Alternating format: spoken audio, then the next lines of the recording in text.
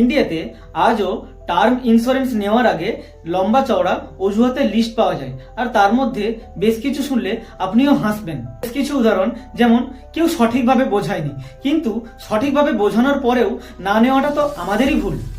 এখন নেওয়ার প্রয়োজন বোধ করছি না, কিন্তু যখন নেওয়ার প্রয়োজন হয় ঠিক তখন আর সময় থাকে না বা সুযোগ হয়।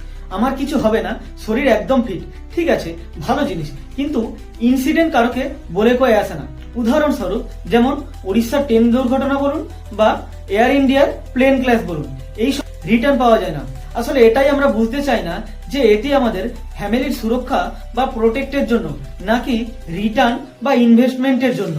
আমাদের কাছে কফি, উইকেন্ড, ফ্যামিলি প্ল্যানিং সমস্ত কিছুর বাজেট থাকতে পারে, কিন্তু টার্ম ইন্স্যুরেন্সের বাজেট থাকতে পারে না। কিন্তু কোনোদিন ভেবে দেখেছেন আপনি না থাকলে এই সমস্ত কিছু কোনোদিন কি পসিবল হবে? তাই আজই করান আপনার ফ্যামিলির সুরক্ষা, আজই করান আপনার টার্ম ইন্স্যুরেন্স।